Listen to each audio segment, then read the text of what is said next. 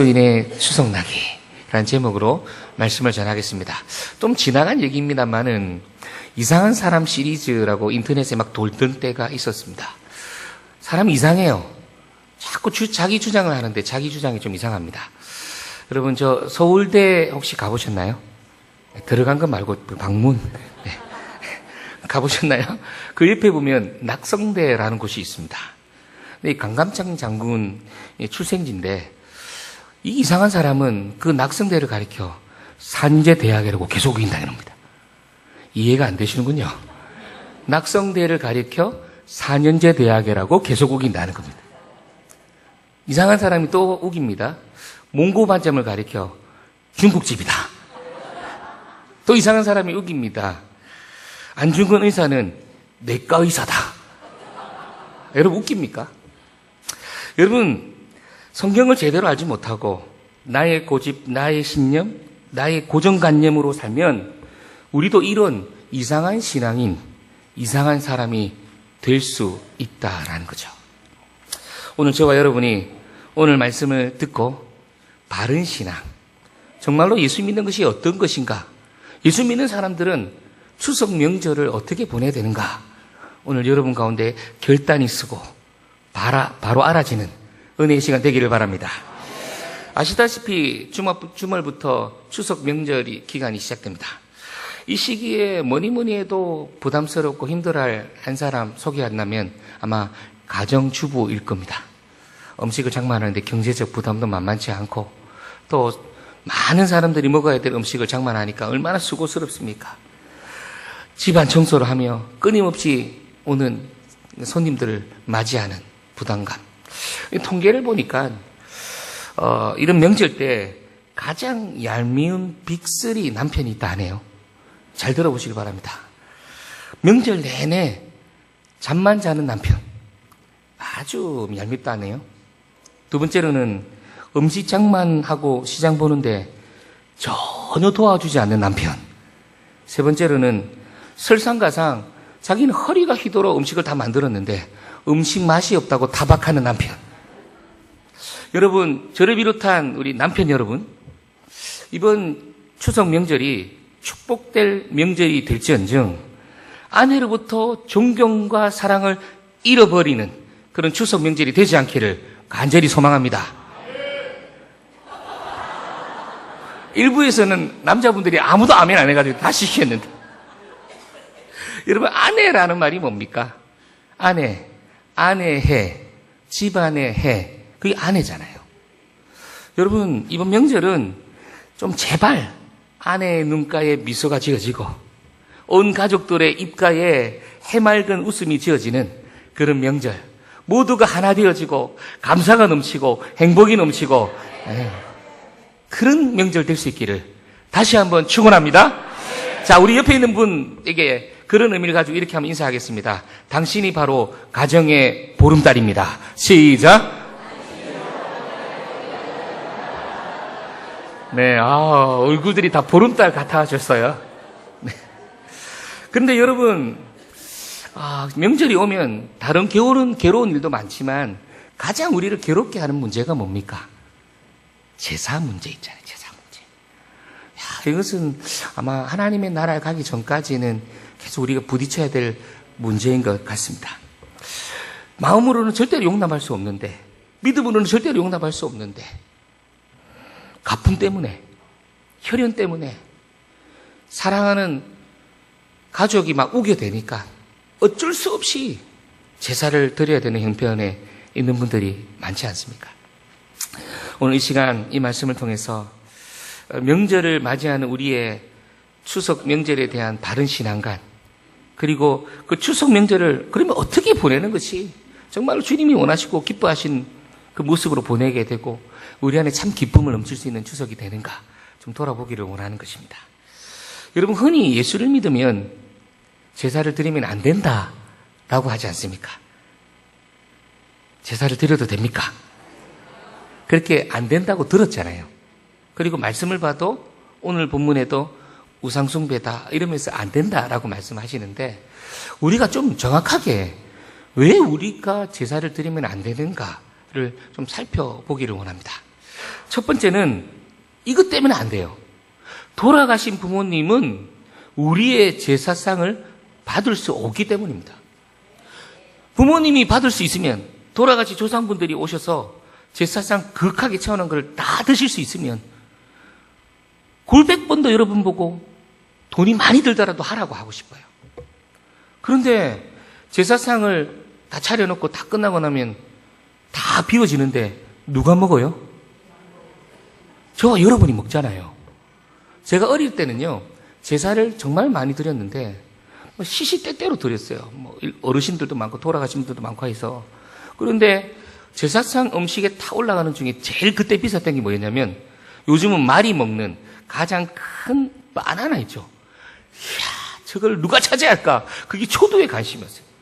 뿐만 아니라 제 기억에 계란 있지 않습니까? 달걀을 갖다가 이렇게 예쁘게 별표 모양을 해서 딱 쪼개놓은 거. 보기에도 얼마나 예쁜지. 그렇지 않나요? 그거 먹으려고 사촌들이요, 눈에 불 켜고 제사만 끝나봐라 하면서 옮기는데 막 집어먹으면서 먹잖아요. 다 우리가 먹죠. 근데 아무도 안 먹고 가만히 놔두면 그대로입니다. 왜요? 돌아가신 분이 안 오거든요. 어떤 사람이 이런 말 합니다.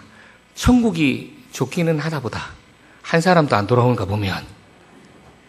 여러분, 누가복음 16장에 가보면 부자와 나사로의 이야기가 나옵니다. 거지 나사로가 죽었어요. 그래서 천국에 가서 아브라함의 품에, 하나님 품에 안겨 있습니다.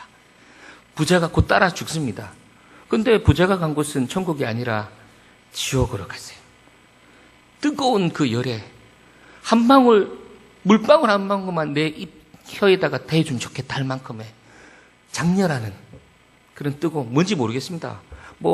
우리 한국 사람들은 지옥에 가도 괜찮다며요. 찜질방에 가서 많이 적응해서 간다고. 그곳에 가서 너무 힘들어, 어려워. 그래서 그 고통 가운데 저 멀리 보니까 아브라함의 품에 이 나사로가 안겨 있거든요. 그걸 보면서, 고향에 있는, 저 땅에 있는 형제들이 생각이 납니다. 5명의 형제들. 아브라함에게 구해요. 아브라함이요, 거기 나사로를 좀 땅에 다시 보내어서 우리 5 형제가 이 지옥에 오지 않도록 해주면 좋겠습니다. 그러니까 성경이 하는 말이, 너와 내 사이는 구렁이 큰 것이 있어서 절대로 이쪽에서 저쪽에서 저쪽에서 이쪽으로 건널 수 없다. 뿐만 아니라 죽은 사람은 다시는 땅으로 돌아갈 수 없다라고 얘기합니다. 여러분, 성경은 우리에게 사람이 한번 죽으면 끝이다 그랬어요. 욥기서 16장 22절 말씀 같이 한번 읽어볼까요? 시작. 수년이 지나면 나는 돌아오지 못할 길로 갈 것임이라. 수년이 지나면 어떤 길로 간다고요? 돌아오지 못할 길. 죽음 이후에는 돌아오지 못할 길입니다. 그렇기 때문에 지극정성으로 제사상을 차린들 부모님께서 다시 오셔서 드시지 않는다라는 거죠. 여러분, 이처럼 죽으면 다시 돌아올 수 없습니다. 우리나라 사람들은 이런 얘기들을 많이 믿고 신봉하는 것 같아요. 죽은 사람 구천을 떠돌다가 기일이나 명절 되면 와서 음식을 먹는다. 그러나 성경은 죽자마자 영혼은 천국이든지 지옥으로 직행한다고 말합니다. 여러분, 이 사실이 예수를 믿는 우리들에게 얼마나 위로가 되고 힘이 되고 기쁜 사실인지 모릅니다. 연로하신 어르신들, 특별히 예수 믿고 지금 믿음 생활 잘하고 은혜 가운데 계시는 어르신들, 여러분 걱정하지 마시길 바랍니다. 예수 안에서 눈을 감자마자 하나님께서 천사들을 보내어서 천군 천사들의 호의와 함께 하나님의 나라, 영원한 나라, 사망도 없고 국함도 없고 애통도 없고 아픈 것도 없는 그 천국에 직행합니다. 이것이 예수를 믿는 우리들의 구원, 믿음 가운데 주어지는 하나님의 구원입니다. 그런데 사무엘상 28장에 가보면 이러한 것이 약간 헷갈릴 만한 얘기들이 나옵니다. 그 오해를 좀 풀고 넘어가십시다. 사무엘상 28장에 어떤 얘기가 나오냐면, 사무엘이 죽어요. 그 당시에 가장 유명했던 선지자. 그리고는 사울 왕이 자기 마음대로 제사도 드리고 그렇게 하는데 큰 군대인 블레셋이 쳐들어와서 정말 이제 다 죽게 되었구나 하는데 제사를 드려도 답이 없거든요. 뭐 가타부타가 와야 되는데 사무엘은 없고 자기가 제사대로 안 되고 그래서 엔돌이라는 지역에 신접한 여인을 찾아갑니다. 그곳에 가서 죽은 사무엘을 불러달라는 거예요. 이 신접한 여인이 다 이렇게 합니다. 어떻게 했는지는 뭐 성경에 안 나오지만 이러면서 있는데 뭐 이상한 음산한 기운이 얘가 쫙 올라오는데 스물스물 하더만은 사무엘 모양의 사람이 딱 나타나지만 얘기를 나누는 장면이 나와요. 성경에. 봐라! 죽은 사람이 오지 않냐? 그런데 이것을 가리켜 종교개혁가인 마틴 루터와 칼빈이 뭐라고 정확하게 정의를 했느냐? 이렇게 말했습니다. 사무엘의 영이 땅에 올라왔다는 것은 진짜 사무엘이 아닌 사탄에 의해 조작된 사무엘의 영으로 가장된 거짓된 영이다. 여러분 한번 생각해 보세요. 제가 오늘 왜 이 말씀을 드리냐면 우리 남편분들 사랑하는 아내의 화장빨에 쏘가서 결혼했잖아요. 사랑하는 아내 여러분, 남자들의 허세에 쏘가서 결혼했잖아요. 아닙니까? 지금도 일편단심 민들랩니까? 언제나 서나 당신 생각 그렇습니까? 그렇게 쏘가서 결혼한 거, 쏘가서 삶을 살아가는 거, 때로는 이 세상 가운데 수많은 속임 가운데 넌더리가 나는데 진짜 우리가 믿는 신앙조차도 속임을 당해서 되겠습니까? 그래서 그 안타까운 마음을 가지고 제가 이 말씀을 전하는 겁니다. 여러분, 귀신은요, 말 그대로 귀신같이 우리를 속입니다.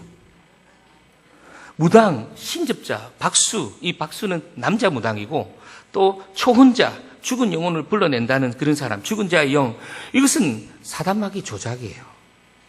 왜냐하면 죽은 자는 다시 돌아올 수 없기 때문입니다.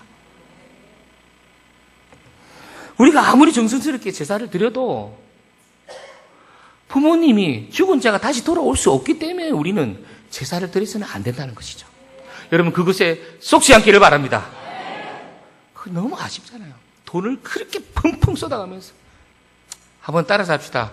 평소에 잘하지. 그렇지 않습니까? 평소에 잘하지 꼭 돌아가시고 나면 제사상 차린단 말이죠. 조금 이따 제가 나눌게요. 자, 왜 우리는 제사를 지낼 수 없는가? 두 번째, 조상에게 드리는 제사는 귀신을 섬기는 결과가 되기 때문에 그렇습니다. 아니, 조상을 섬기고 가정을 아름답게 만들고 하면 괜찮은데 그것이 아니라 귀신에게 섬기는 것이 싹 우리를 쏟겨서 그렇게 하게 만든다는 거죠. 본문 20절 말씀을 한번 보십시오. 한번 읽어볼까요? 시작. 무릇 이방인이 제사하는 것은 귀신에게 하는 것이요 하나님께 제사하는 것이 아니니 나는 너희가 귀신과 교제하는 자가 되기를 원하지 아니하노라. 제가 좀 설명을 드려볼게요. 여러분 제사 드리는 유교 집안 이런 데 가보면 저도 그런 걸 참 많이 했기 때문에 많이 봤어요. 지방이란 걸 쓰잖아요. 강원도 지방 말고 지방. 종이에다가 다 붙이고 유세차 하면서 하는 거 있잖아요. 이것은 종이로 된 신주단지인데 그 내용을 보면 우리는 분명하게 이해할 수 있어요. 근데 그 뜻도 모르고 유세차, 현고학생, 부군, 신이 그러면서 절하고 있단 말이죠. 그 내용이 뭔지 한번 보세요. 자, 보겠습니다. 현고라는 말은 돌아가신 조상이나 아버지가 나타나신다라는 염원이에요. 그리고 학생이란 말은 그 조상분이 높은 벼슬을 못해서 높은 벼슬을 지금 씌워줄게 이러면서 이렇게 자기 위안을 삼고요. 부군, 돌아가신 분을 높이는 말이고 마지막을 보세요. 신이라고 하는 말.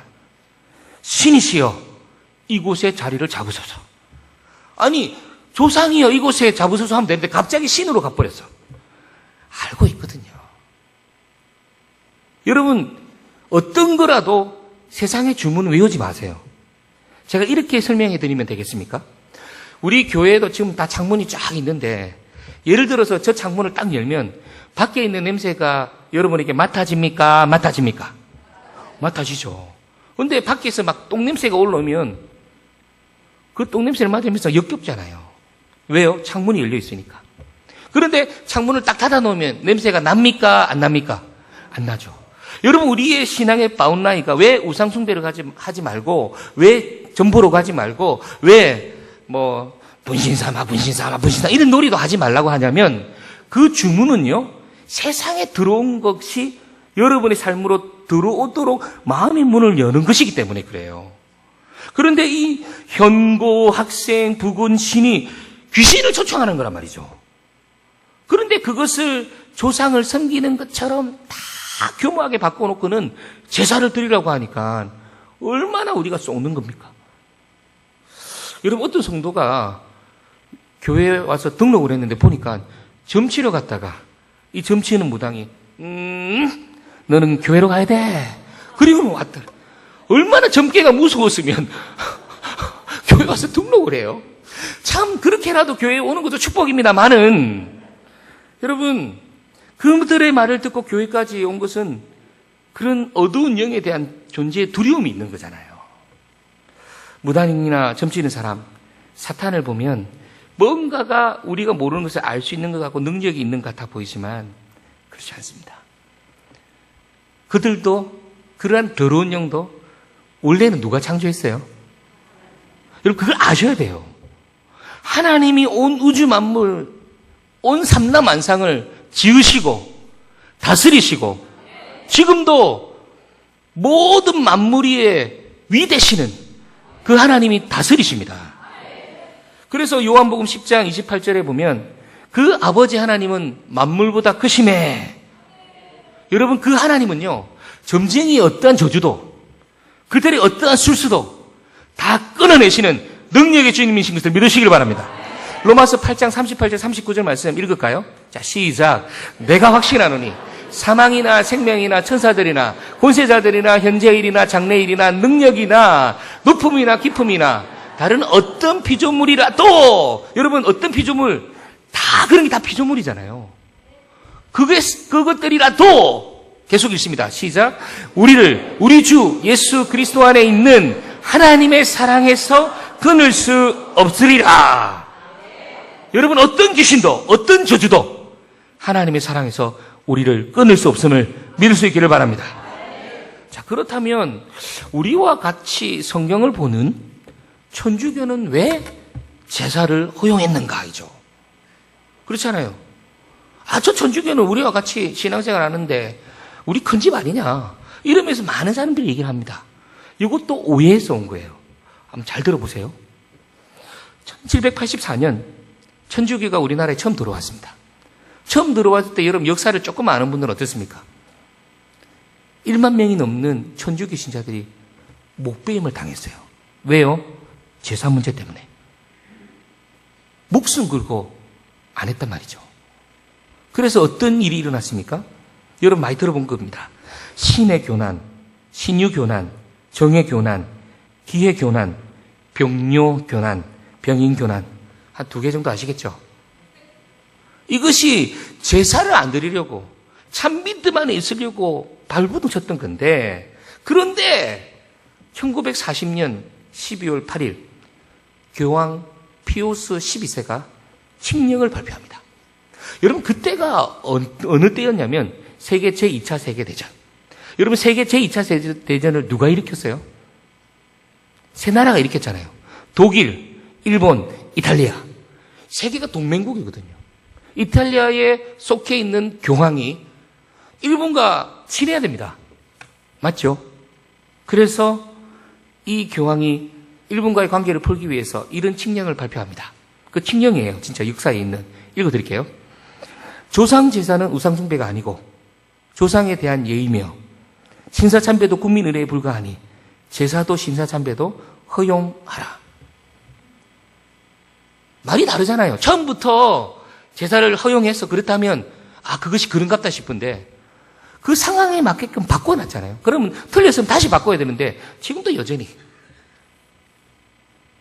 여러분, 이것은 성경을 완전히 거스르는 것입니다. 진리 밖에 있는 거예요. 천주교의 이런 태도를 가리켜 수용주의라고 합니다. 이 수용주의란 뭐냐면 예수님 외에도 구원받을 것이 있다는 거예요. 도교든 불교든 도를 아십니까? 여러분 도를 아세요? 다 그게 구원이 있다는 거예요. 여러분 천주교는 성경 66권뿐만 아니라 외경을 가지고 있습니다. 그래서 우리가 흔히 아는 마리아의 중보. 마리아는 사람이에요. 근데 마리아가 그런 거 아니잖아요. 그 정도는 아시죠? 뿐만 아니라 그들이 말하는 순조림보, 유아림보, 연옥이 천국 밑에 있다고 가르칩니다. 제가 암만 성경을 눈 씻고 봐도, 원문으로 보고 영어로 봐도 그런 단어는 나오지 않습니다. 그리고는 뭐라고 가르치냐? 연옥에 있는 사람들은 그냥 이 땅에 있는, 천국 밑에 있어요. 지금 연옥에서 준비되는 장소예요. 그리고는 이 땅에 있는 형제 자매들이나 자녀들이나 친구들이 그 연옥에 있는 사람들을 위해서 착한 일을 하고 적선을 하고 이러면 그게 공양이 쌓여서 불교하고 비슷해요. 그 사람이 어디로 간다? 천국 간다. 나는 암만 생각해봐도 죄송합니다. 너무 흥분해가지고 저는 아무리 생각해봐도 이해가 안 됩니다. 그렇지 않나요? 여러분 그래서 우리는 옛날 구교인, 지금의 천주교라고 하는 그 옛날 구교인 그곳에서부터 개혁을 가지고 프로테스탄트, 개신교가 된 거예요.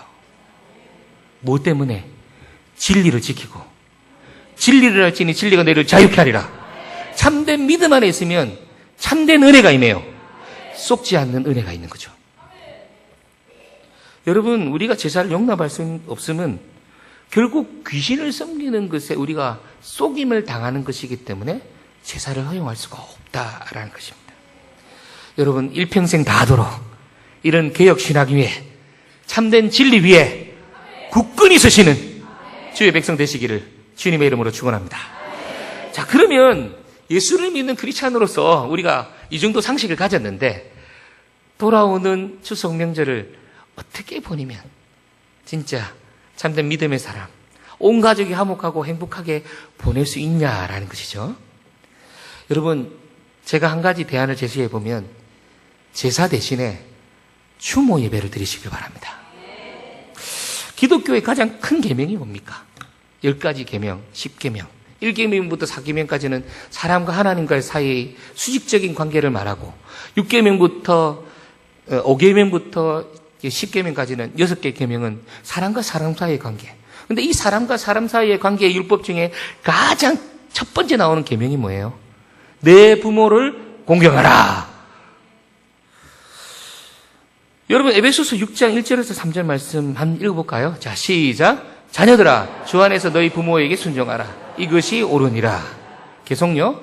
내 아버지와 어머니를 공경하라. 이것은 약속이 있는 첫 계명이니 이로써 내가 잘되고 땅에서 장수하리라. 하나님께서 뭘 그세요? 하나님께서 뭘 우리에게 빅딜하세요? 너 부모 공경해봐. 뭐라고 빅딜해요? 성공, 형통, 장수의 복까지. 여러분 다 원하는 거 아닙니까? 그런데 부모에게 공경하면, 효도를 하면 그걸 다 줄게 라고 말씀하신다는 거예요. 여러분 기독교는 효의 종교입니다. 그렇죠? 어느 종교보다 부모님을 공경하라고 모든 걸 다 걸어서라도 네 부모에게 효도해야 돼 라고 가르치는 종교가 우리 기독교입니다. 어떤 목사님이 초등학교 때 예수를 믿고 진리 안에 들어가 보니까 제사 지내는 것은 우상숭배구나 라는 걸 깨닫게 됐대요. 근데 그 집안은 전부 다 예수 안 믿고 혼자만 예수 믿는데 초등학생이 말이죠. 제사 지낼 때가 돼가지고 딱 제사를 지내는데 혼자서 초등학생이 강단도 있죠.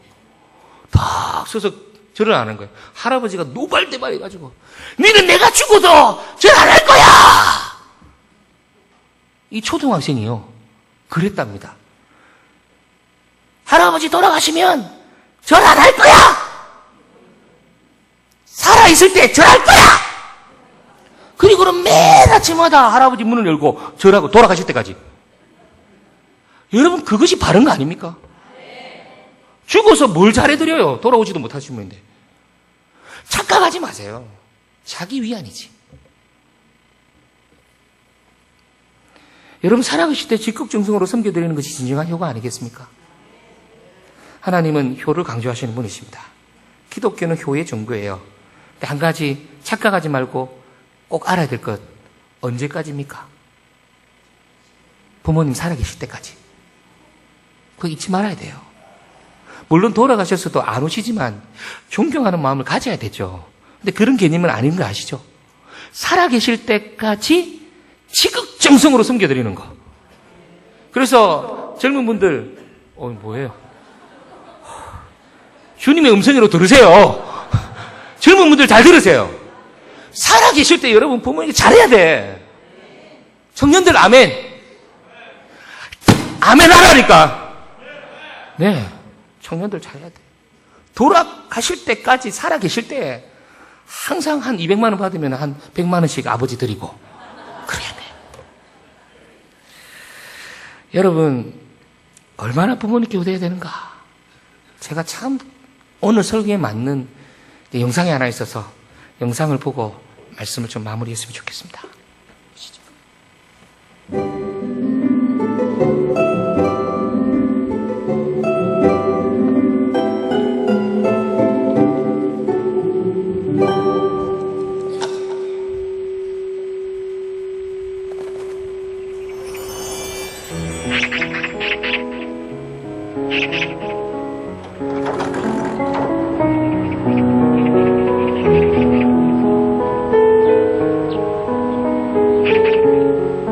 얘야, 저새가 무슨 새냐?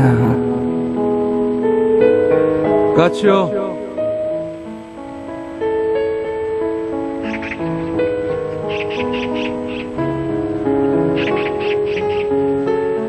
얘야, 저새가 무슨 새냐? 까치라니까요.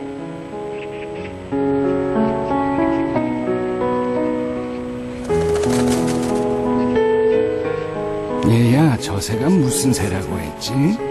몇 번이나 대답해야 아시겠어요. 까치요. 까치라고요.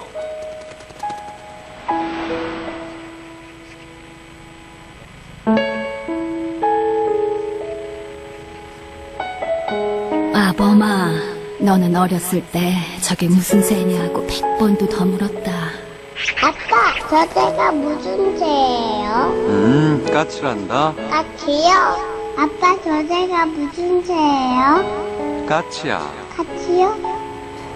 그럴 때마다 아버지는 까칠한다, 까칠한다 몇 번이고 대답하시면서 말하는 네가 귀여워서 머리를 쓰다듬어 주셨지. 그래서 네가 말을 배울 수 있었던 거다.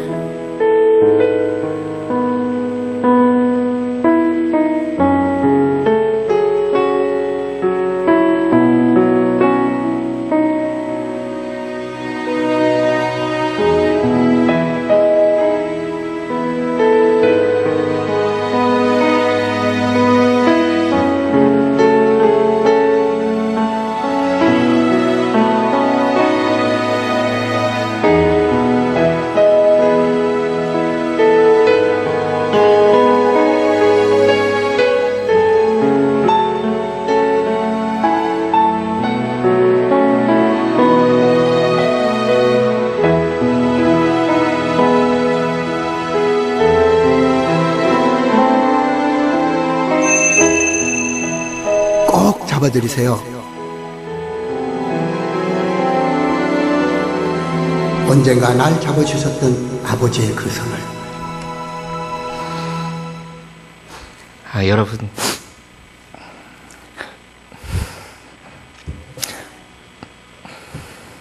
올 추석 명절에요. 꼭 부모님 뵈면 여러분 손을 꼭 부모님 손을 붙들고 사랑한다고 얘기해 주시길 바랍니다. 형제 자매들 손을 꼭 붙들고 그렇게 사랑한다고 얘기하는 그런 추석 명절 될 수 있기를 간절히 소망합니다. 여러분 우리 기독교는 이렇게까지 효를 강조하는 종교입니다. 그러나 제사를 드리지 않습니다. 왜요? 돌아가시고 나면 부모님은 다시 오실 수 없기 때문에.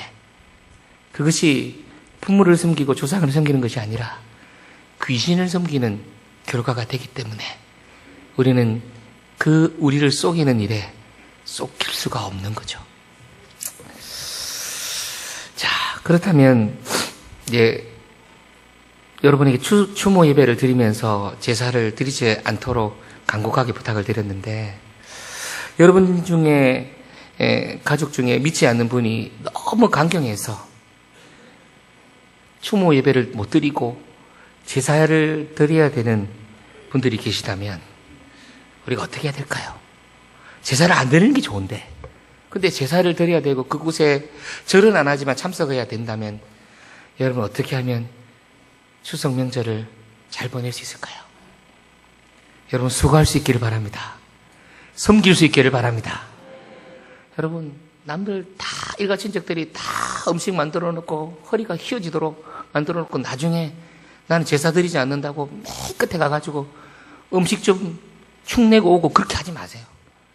여러분들이 먼저 가셨어. 제사 안 드리지만 부침개 굽고 전 구워내고 돈도 드리고 선물도 드리고 아멘 좀 해라 좀. 정말 진짜 이렇게 안 변하다니까요. 여러분 생각해 보셔요. 우리가 제사를 안 드리지만 이것 때문에 아니니까. 그런데 그들을 섬기는 것은 해야 되잖아요. 그래서 여러분 돈을 많이 벌어서 명절할 때 가는 겁니다.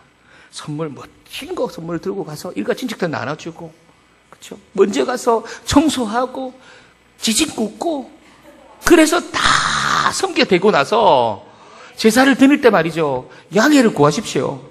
나는 예수 믿기 때문에 제사 가운데 절언하지 않는다. 그런데 내가 서서라도 여러분들 위해서, 사랑하는 일가 친척들 위해서 내가 축복의 기도를 할게. 그리고 서 있으면 누가 뭘 합니까? 그런데 그런 걸 하나도 안 하고 이상하게 들은 신념이 뭐냐면 제사 드리면 안 된다 해놓고는 막 싸우고 맨날 가서 싸우고 오죠. 여러분 그렇게 하지 마세요. 전부를 다해서 전심을 다해서 여러분 일가 친척들, 부모님, 형제들을 섬기셔서 이번 추석 명절은 서로 화목하고 기쁨이 넘치고 입가에 미소가 넘치고 깔깔 웃음소리가 담을 넘어가는 그런 추석 명절 될 수 있기를 주님의 이름으로 축원합니다. 여러분 그렇게 할 때 얼마 지 않아 사랑하는 일가 친척들도 다 주님 안에 들어와 함께 진정한 축복을 누리게 될 줄 믿습니다. 말씀을 맺겠습니다. 왜 예수 믿는 우리들은 제사를 드리면 안 됩니까? 아무리 정성껏 제사를 드려도 돌아가심으로 돌아오지 않기 때문에, 또한 조상 제사는 귀신을 섬기는 것이기 되기 때문에 그렇습니다. 여러분 복음 안에 온전한 축복을 누리고 계십니까? 그렇다면 그 축복을 온 가족이 함께 누려야 되지 않겠습니까?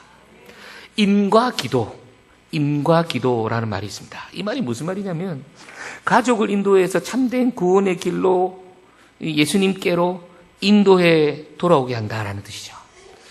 이번 추석 귀향이 믿음으로 제사 문제 가운데 승리하고 하나님의 그 사랑과 섬김과 아름다운 모습을 통해서 온 가족을 화목해 하고, 그래서 모두가 춤을 추는 우리 추석 명절 될 수 있기를 주님의 이름으로 축원합니다.